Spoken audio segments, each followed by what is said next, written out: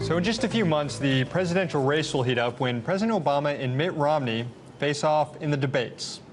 But there could be a party crasher this year, or I should say a third party crasher. Last week, the executive director of the Commission on Presidential Debates hinted that Libertarian presidential candidate Gary Johnson may soon meet the requirements to be included in the presidential debates this year.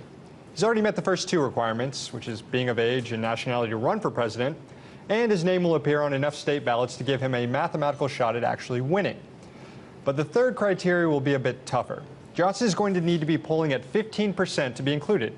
Currently, he's around 5%, so he has a lot of work to do. But let's assume he meets the threshold. What happens when a libertarian enters the fray? Well, he could pull fiscal conservative votes away from Mitt Romney, and given his stance on the drug war, foreign wars, marriage equality, and civil liberties, he could pull a lot of progressives away from President Obama. But when it comes to the big picture direction of America, is libertarian really the best way to go?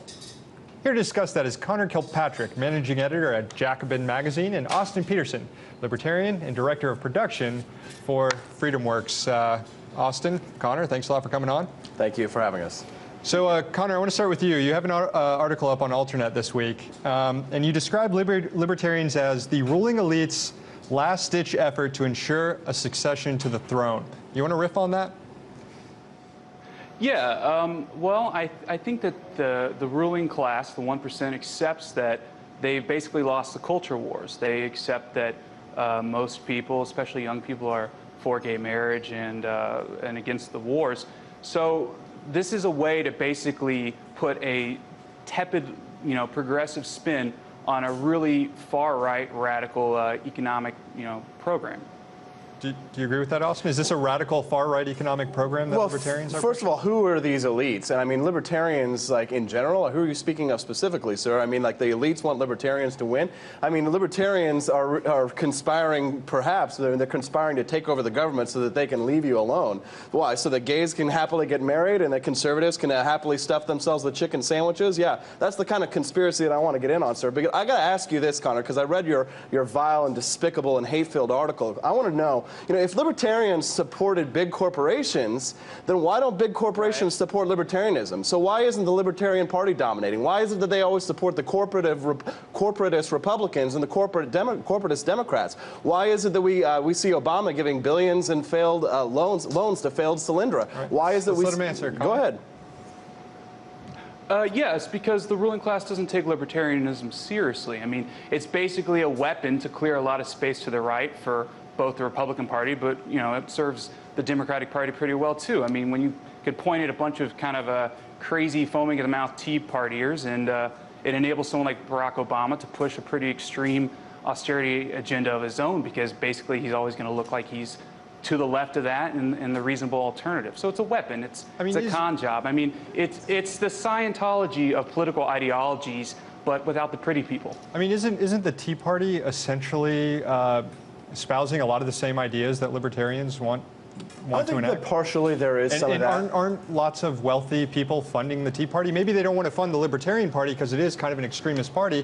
They'd rather just take over the Republican Party by this kind of AstroTurf right, and it's a great thing to do. I mean, the Socialists took over the Democratic Party throughout the 1920s, and the progressive era reached their heights, and the progressive Socialist Democrats got their agenda enacted throughout the New Deal. So why isn't that a legitimate strategy for libertarians and limited government activists to do the same thing to the Republican Party? But I want to really introduce the point that he made that was actually a relevant point, which was the beginning of his article, which was the loss of the culture wars. But he says that the elites lost the culture wars, and what he really needs to say is that social conservatism lost the culture wars, that people are no longer bigoted against homosexuals, and that people want to allow homosexuals to get married and do what they want, and they want to have more civil liberties. So I think that in that sense, that the culture wars in that sense have been lost, and that free markets and civil liberties are the way that people are going forward. But what the author of this article doesn't like is that people are embracing economic liberty at the same time that they're embracing civil liberties.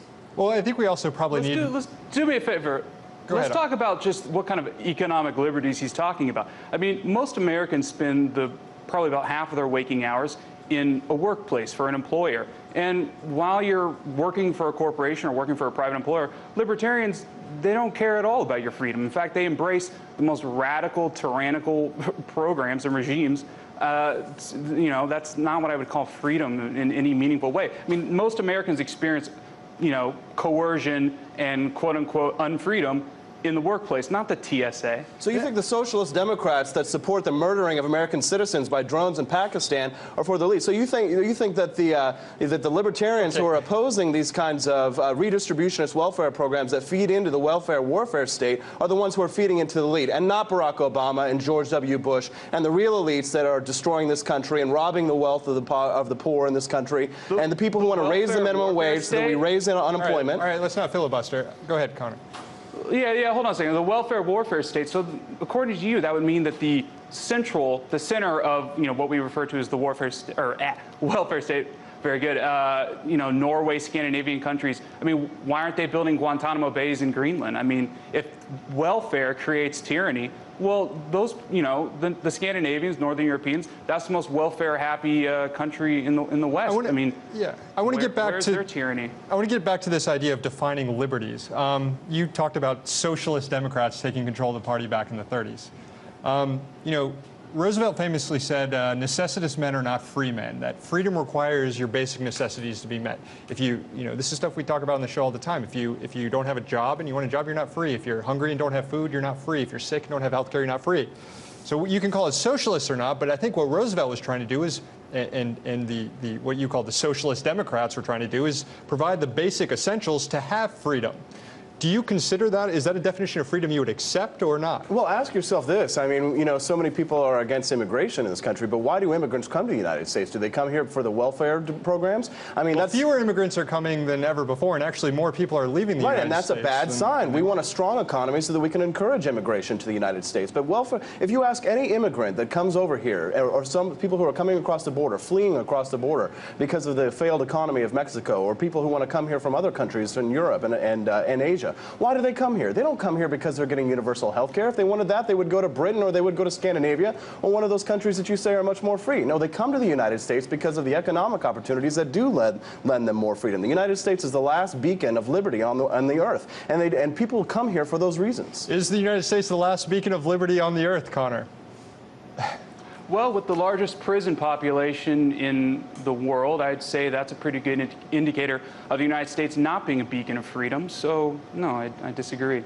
And I totally disagree with the war on drugs. It's an absolutely failed policy, and we should release all nonviolent drug offenders. So let's well, hold on a second. If you disagree with the war on drugs and you're a Ron Paul supporter, well, Ron Paul is basically his policy on that is to just kick it all down to the states. But most prisoners in this country who are in prison for drug-related crimes, they're not in federal prisons; they're in state prisons, and Ron Paul doesn't want to touch that. Well, so, I don't necessarily have to endorse everything that Ron Paul supports. I like a little Noam Chomsky, but that doesn't mean I agree with everything Noam Chomsky says. Is there a historical precedent somewhere in the world for the libertarian worldview you're pushing for, where it's actually worked? Well, that's a really good example, really good question. There have been a few examples of that I could get into, but I don't want to bore you with some of the details. Okay, I'll give you a perfect example of a communist society, and that was the United States when the Pilgrims first came over here. Under Governor William Bradford, the Pilgrims experimented. We're not talking about a communist society. Right. We're talking about a libertarian. Well, there was a libertarian society between 1776 and 1786, perhaps, before we had the Constitution written. But take a look at any of the communist societies. Look at North Korea. Look at Soviet Russia. All of these countries fail.